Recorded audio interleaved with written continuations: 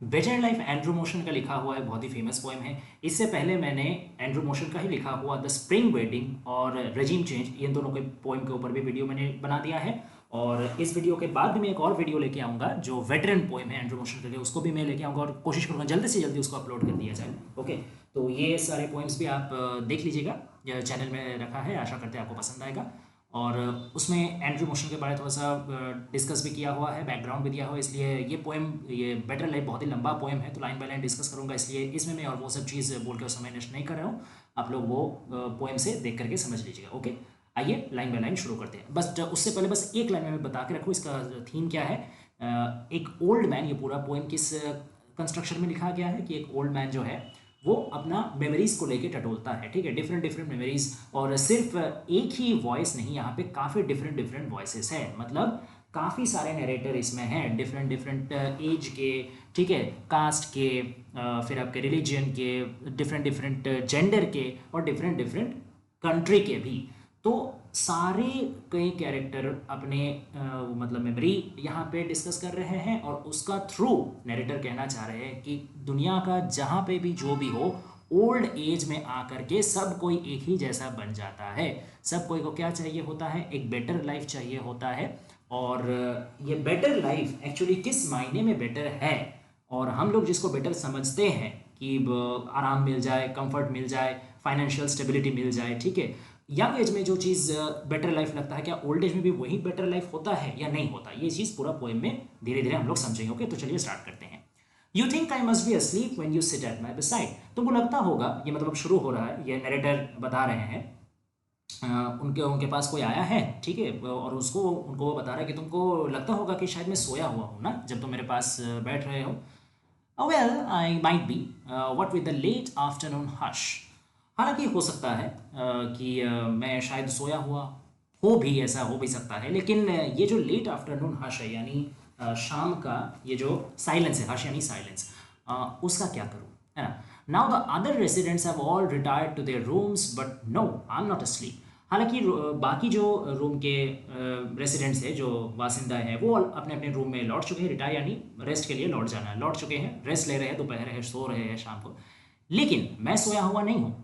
Although you could say uncertain, हालांकि तुम ये कह सकते हो कि मैं अनिश्चित हूँ, मैं एक चीज़ लेकर कन्फ्यूजन में हूँ, कुछ सोच रहा हूँ। क्या चीज़ के सोच रहा हूँ, whether I am myself alone और the sum of those I remember, कि मैं यहाँ सच में अकेला ही मैं हूँ, या फिर मैं उन सब का सम हूँ, यानी कलेक्शन हूँ, जो जिनको मैं याद कर रहा हूँ, यानी मैं अभी मेरे मेमोरी में काफ़ी सारे डिफरेंट डिफरेंट पर्सन्स को याद कर रहा हूँ जिनके साथ मैं लाइफ में मिला, तो उनका मेमोरी और मेरा मेमोरी कहीं ना कहीं जाकर के एक हो जा रहा है। whose voices have become mine along with their destination। तो उनका जो कंठस्वर है, उनका जो आवाज़ है, उनका जो कहानी है ज़िंदगी का, वो मेरा कहानी से, वो मेरा आवाज़ से मिल जा रहा है। वो लोग का जो डेस्टिनेशन है, मेरा डेस्टिनेशन, वो मैच कर जा रहा है। जैसे मैंने आपको पहले बताया था कि कहीं भी जगह का कोई भी हो, ओल्ड एज सबको एक ही हालत में लाके खड़ा कर देता है, ठीक है, जहाँ पे सब कोई को अटेंशन चाहिए होता है, जहाँ पे सब कोई मेमोरी से भरे हुए होते हैं कि मतलब पिछला अपने यूथ में उन्होंने क्या क्या किया, और everybody just needs a little attention, needs an appreciation, but nobody gives it. अब जो स्पीकर है वो एक एक करके डिफरेंट डिफरेंट कैरेक्टर्स का बात बताते हुए जाएंगे, हालांकि सबको वो मैं ही बोलेंगे कि मैं ये हूँ, मैं वो हूँ, मतलब क्या कि अपने आप में ही वो डिफरेंट डिफरेंट कैरेक्टर्स का प्रेजेंस को फील कर पा रहे हैं, और एक एक उनका स्टोरी को नरेट करते हुए वो एक्सपीरियंस अपना शेयर करेंगे। सबसे पहला कौन है, आइए देखते हैं। I can say this at least, okay, इतना तो मैं कह ही सकता हूँ। ये किस चीज़ के बारे में बोल रहे हैं, ये जो पहले बताया कि नहीं कि सारे डेस्टिनेशन, सारे वॉइस मेरे साथ मिल जा रहा है, इसी का वो एश्योरेंस देगी, इतना तो मैं कह ही सकता हूँ, इतना तो मुझे पता है। आई वॉज बॉर्न, अब देखिए पहला कैरेक्टर शुरू हो रहा है। I was born a Brixham girl and dad ship was the pride of the fleet, ठीक है, मैं एक ब्रिक्सहैम गर्ल हूँ, ठीक है, ब्रिक्सहैम शहर में एक लड़की हूँ, ठीक है, ये अपना यूथ का मतलब एक ब्रिक्सहैम गर्ल, अभी जो ओल्ड लेडी हो चुकी है उसके यूथ का वो बात कर रहे हैं कि, और उनके जो पिताजी का शिप का बिजनेस था, तो शिप उनके थे जब, और सिर्फ ऐसा वैसा शिप नहीं, pride of the fleet, fleet यानी पूरा एक शिप का कलेक्शन, तो उस शिप का कलेक्शन में से सबसे बढ़िया शिप उनके पिताजी का था, वो ब्रिक्सहैम गर्ल का, तो इसलिए वो काफ़ी खुश रहा करती थी।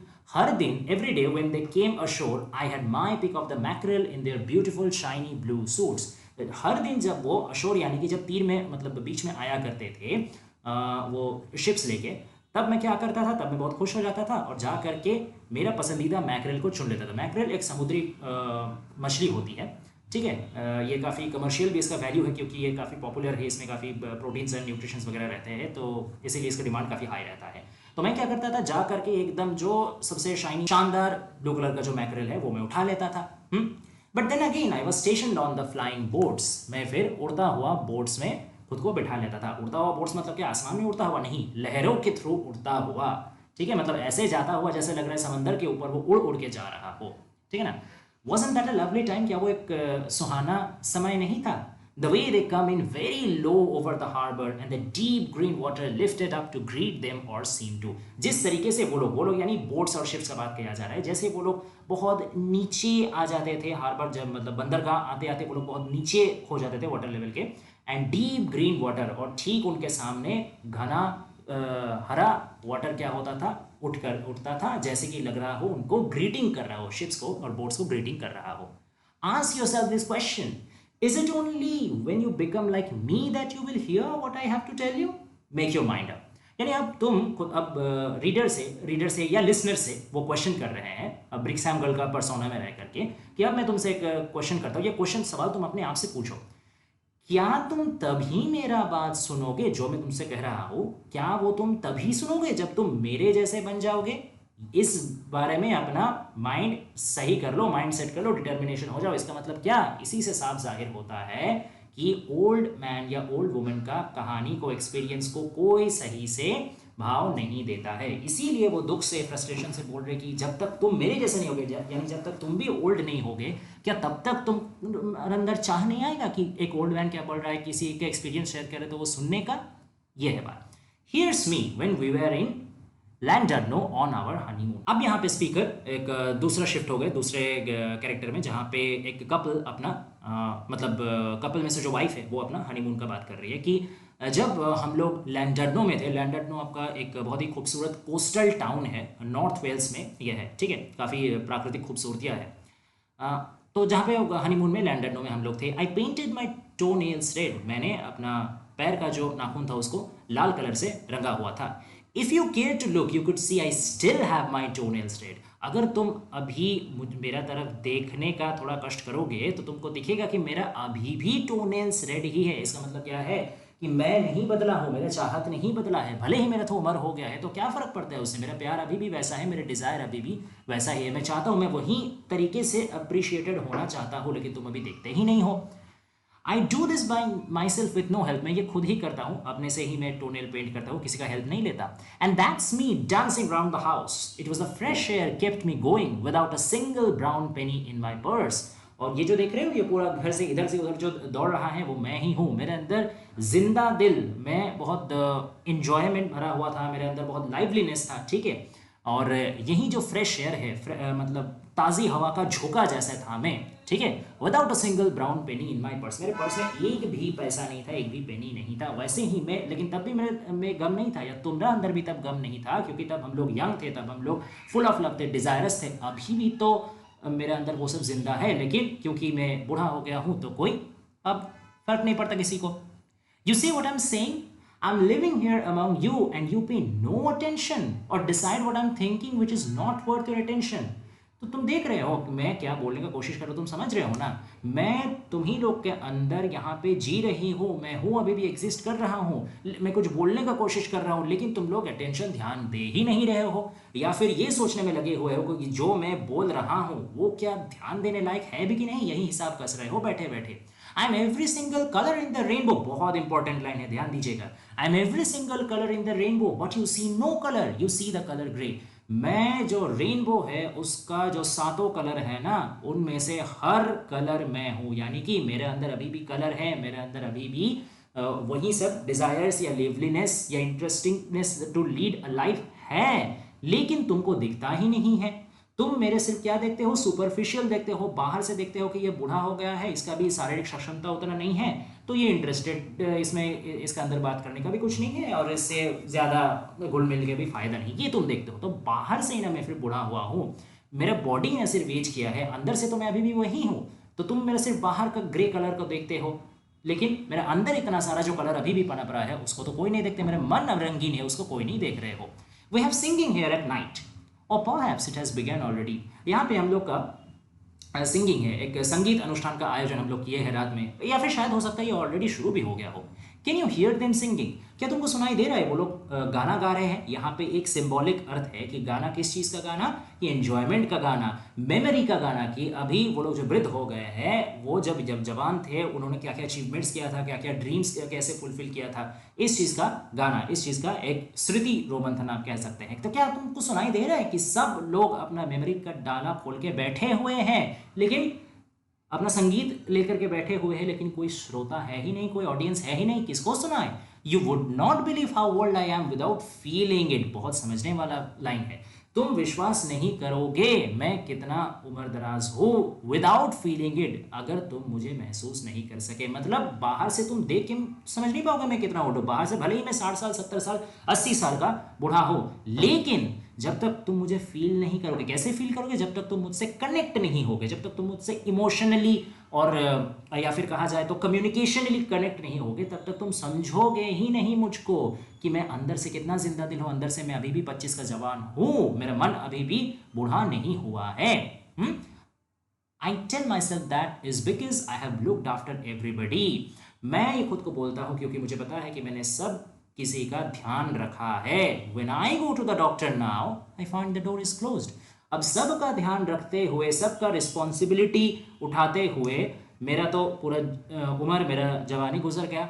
अब जब मुझे दरकार पड़ा है डॉक्टर का, मुझे अब ट्रीटमेंट का दरकार है, मुझे चिकित्सा का चाहिए, तब मैं जाकर के क्या देख रहा हूँ डॉक्टर का, कि दरवाजा बंद है। इसका मतलब क्या? जब तुम लोगों को जरूरत था जिंदगी में, तब तो मैंने हमेशा अटेंशन दिया, हमेशा प्यार दिया, हमेशा हर चीज दिया।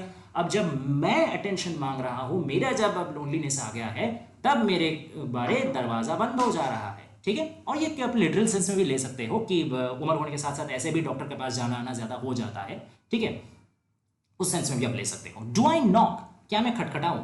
Once I am inside it gets better. एक बार बस मैं अंदर चल जाऊं ना, मुझे अच्छा लगेगा।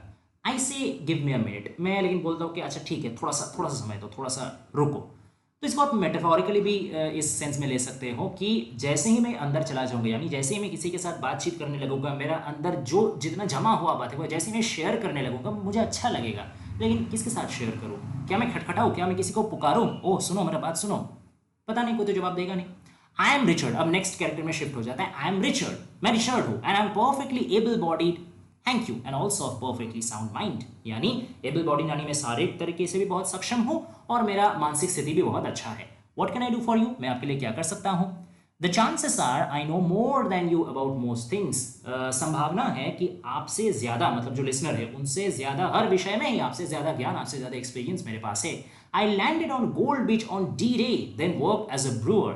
ठीक है? अब गोल्ड बीच आपका फ्रांस का एक एरिया है जहां पे 6 जून 1944 को सेकेंड वर्ल्ड वॉर के दौरान एलाइड फोर्सेस ने अटैक किया था। उसी को डी डे यहाँ पे बताया जा रहा है। तो सेकेंड वर्ल्ड वॉर में इन्होंने फाइट किया था ये रिचर्ड ने, और इसीलिए उनको काफ़ी सारा एक्सपीरियंस है। इसीलिए वो बता रहे हैं कि काफ़ी सारा चीज़ों में मेरा एक्सपीरियंस आपसे ज़्यादा है। फिर उन्होंने एज अ ब्रूअर काम किया। ब्रूअर यानी जो वाइन मैन्युफैक्चरर होता है वो, ठीक है, वाइन बनाने वाला जो काम है उसको ब्रूअर कहते हैं। It was a useful life, काफ़ी ये यूजफुल लाइफ था।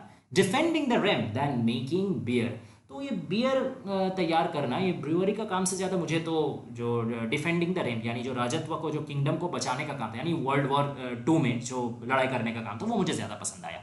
Now I am waiting for my telephone to ring, it never does ring. मैं अभी वेट कर रहा हूँ, मैं अभी अपेक्षा कर रहा हूँ कि मेरा टेलीफोन कब बजेगा, लेकिन ये बजता ही नहीं है। मतलब क्या कि मेरा जब जवानी था तब तो मैंने देश का लिए हर एक व्यक्ति के लिए सर्विस दिया, लेकिन आज जब मुझे दरकार है कि कोई मुझसे 2 बात करो, मैं वेट करके रहा हूँ कि कब मेरा टेलीफोन बजेगा, कब कोई मुझे फ़ोन करेगा, लेकिन कभी ये रिंग करता ही नहीं, कोई मुझे कॉल करता ही नहीं, कोई मुझे याद करता ही नहीं।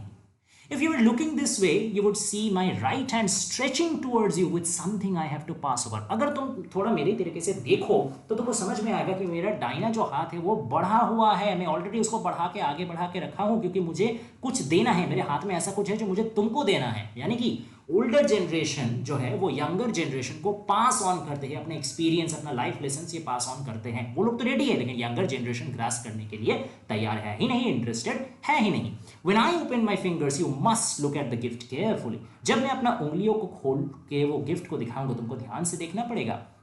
You may well not recognize it to start with, although हालांकि तुम पहले पहले शायद वो गिफ्ट को, वो उपहार को पहचान नहीं पाओ, समझ नहीं पाओ, उसका कदर नहीं कर पाओ। Although soon you will see it is the very thing you can never do without. हालांकि वक्त का साथ साथ तुमको समझ में आएगा कि यही वो चीज़ है जिसका अलावा तुम अपना जिंदगी काट ही नहीं सकते। Experience, life lessons, suggestions, guidance, ये चीज़ों के बगैर जितना ज़िंदगी आगे बढ़ते जाता है उतना मुश्किलों से भरा हुआ रहता है। एक फादर फिगर या गार्जियन का हाथ रहेगा ना, असिस्टेंस रहेगा ना, तो बहुत आसान हो जाता है हर चीज़ से उभरना। ये मैं तो बैठा ही हूँ ये गिफ्ट तुमको देने के लिए ताकि तुम्हारा ज़िंदगी आसान हो, लेकिन तुमको होके लेने का नाम नहीं कर रहे हो। Who are we talking about? हम लोग किसके बारे यहाँ पे बात कर रहे हैं? अब वो फिर से एक बार याद दिला दे रहे हैं कि हम लोग actually a whole generation of older मतलब पीपल के बारे में बात कर रहे हैं जो अपना यंग एज में डिफरेंट डिफरेंट कंट्री में, डिफरेंट डिफरेंट जगह में, डिफरेंट डिफरेंट जेंडर में रहे हैं और अपना काम किए हैं, ठीक है। लेकिन आज सबका हालात एक ही है, सब कोई मेमोरी में जी रहा है। अब ढेर सारा कैरेक्टर का वो नाम और एज एक एक करके डिस्क्राइब करते हैं। देखिए, my name is Peter and in one way or another I was married to Steve for 57 year. तो मेरा नाम है पीटर।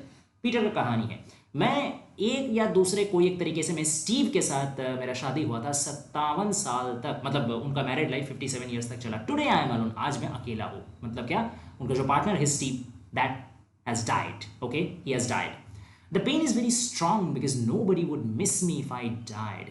ये जो दर्द है ना, ये बहुत ही कड़ा दर्द है, ये बहुत ही तेज दर्द है। क्यों? क्योंकि मुझे पता है कि क्योंकि आज मेरा पार्टनर जिंदा नहीं है और मुझे कोई पहचानने वाला भी नहीं है। तो जब मैं मर जाऊंगा मुझे मिस करने वाला भी कोई नहीं रहेगा, मुझे याद करने वाला भी कोई नहीं रहेगा, क्योंकि ये यंगर जनरेशन तो मेरा तरफ मुड़ के देखता भी नहीं है।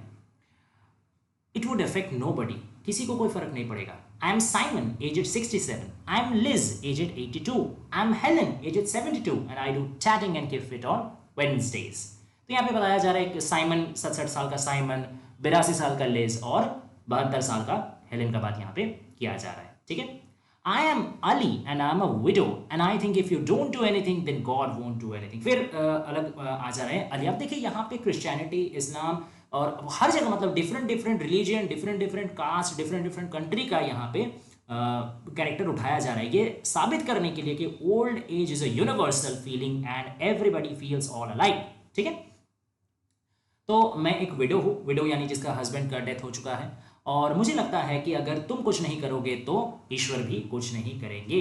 मतलब क्या कि यहाँ पे एक बात बताया जा रहा है कि आदमी को अपना से समझना बहुत ज़रूरी है, अपना से हर चीज़ का काम आगे करना, अपना से हर चीज़ का समझ लाना ज़रूरी है। गॉड क्या कर सकते हैं? गॉड हम लोग को सजेशन दे सकते हैं, गाइड कर सकते हैं, लेकिन अल्टीमेटली जो काम करना है, अच्छा काम भी अगर करना है तो वो हम ही लोग को अपना हाथ से करना है, बुरा काम भी करना है तो अपना ही हाथ से हम लोग बुरा काम करते हैं। जो गॉड है वो बस हम लोग को गाइड करते हैं। वो लोग तो यहाँ गॉड तो नीचे उतर के हम लोग को हाथ पकड़ा के सारा काम करा नहीं देंगे ना।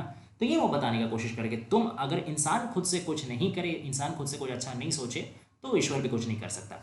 This is Mehmet. अब मेहमत एक दूसरा कैरेक्टर का इंट्रोडक्शन हो रहा। And this year Getty. अब एक तीसरा कैरेक्टर आ गया गेटी। I am Ron. अब फिर से चौथा कैरेक्टर आ गया Ron. And I enjoy a few boiled potatoes and a drop of broth. अब उसका थोड़ा फूड हैबिट के बारे में बताएगा कि मुझे है ना थोड़ा जो बॉइल्ड आलू है और थोड़ा सा ब्रॉथ है, ब्रॉथ एक तरीका का सूप होता है, मीट सूप, वो पसंद है। I am not a lover of sweet things, मुझे ना मीठा चीज़ ज़्यादा पसंद नहीं। I like simple bread and butter and a bit of fish. थोड़ा सा मछली पसंद है और थोड़ा सा ब्रेड एंड बटर पसंद है। My friend Rowena likes a slice of sponge cake. हालांकि मेरा दोस्त जो है रोवेना, उसको एक स्पॉन्ज केक का एक टुकड़ा बहुत पसंद है। Open the window and let me hear the geese flying across. एक काम करो ना, खिड़की खोल दो क्योंकि मुझे सुनना है, मुझे सुनने दो जो बाहर से जो गीज है यानी जो हंस है, वो लोग जो उड़ के जा रहे हैं उसका आवाज़ मुझे सुनना है। Can you here what I am saying?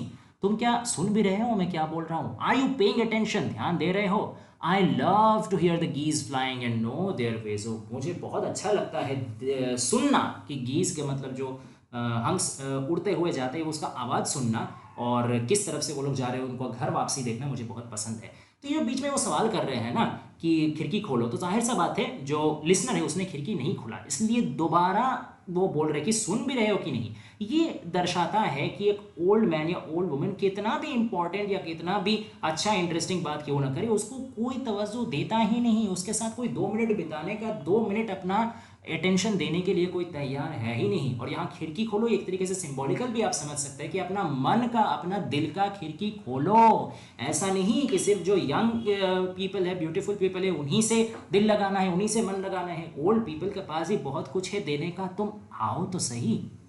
As for me, I was born in 1939। अब स्पीकर अपने बारे बात कर रहे हैं। अच्छा, एक चीज़ मैं आपको बता दूं, ये लेकिन जो पोएट है एंड्रू मोशंस, वो अपना बात यहाँ नहीं कर रहे, क्योंकि 1952 में एंड्रू मोशंस का जन्म हुआ था। तो ये पोएट के पोएम के स्पीकर है, वो अपना बात कर रहा है।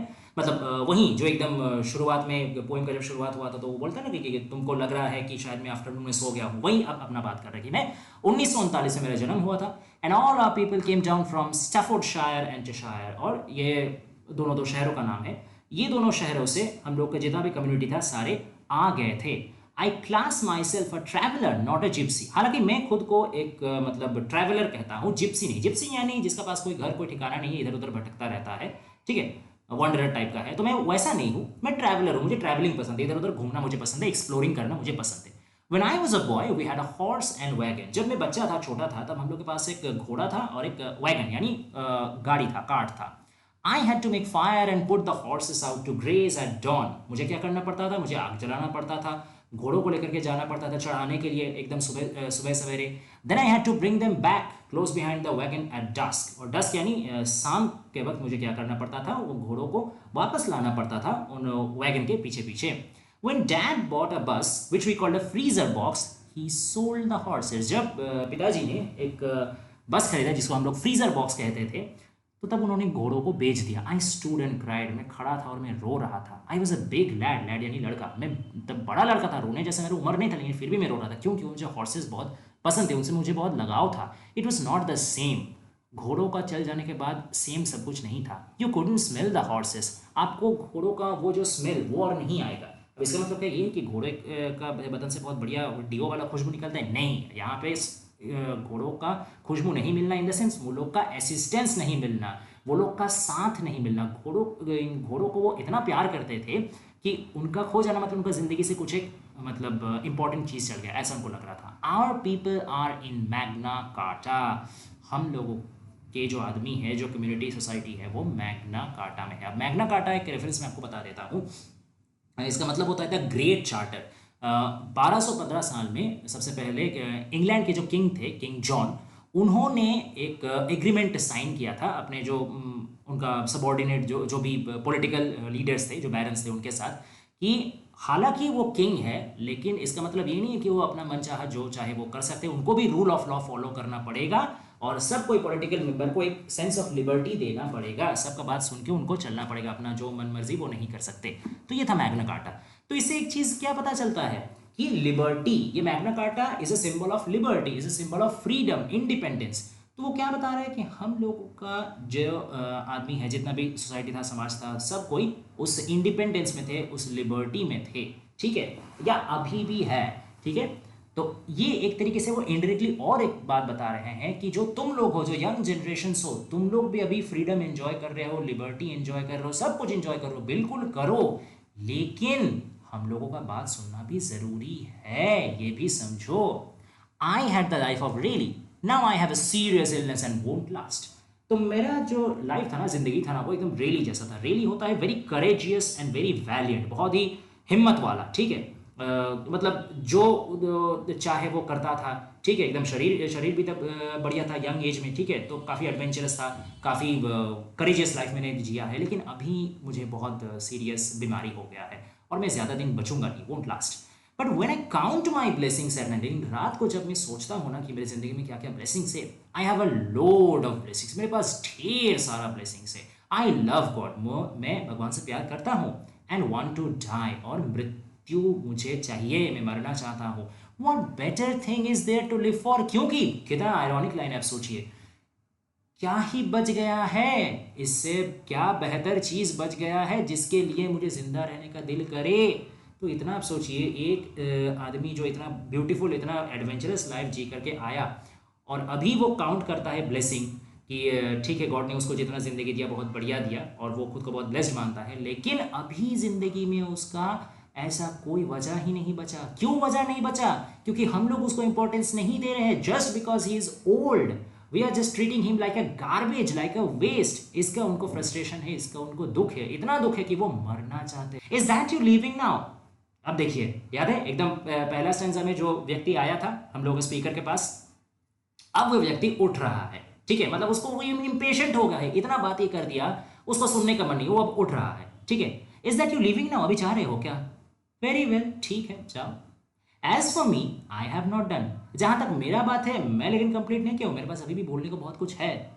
I am still the child. अब ये वाला जो आखिरी 3-4 लाइन है ना, बहुत ध्यान से पढ़िएगा, बहुत इंपॉर्टेंट है। ये पूरा मतलब जो पोइट्री है उसका एक क्रक्स को कहा जाए तो दर्शाता है, एक स्पिरिट को दर्शाता है। I am still the child that loves to arrive by night in a new place.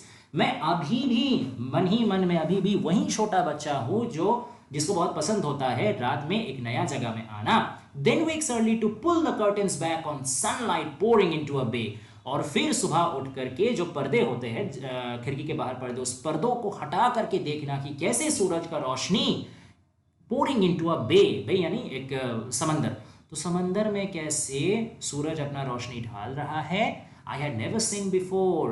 और ऐसा एक समंदर, ऐसा एक जगह जिसको मैंने पहले कभी नहीं देखा है, वैसा एक समंदर में सूरज अपना रोशनी ढाल रहा है।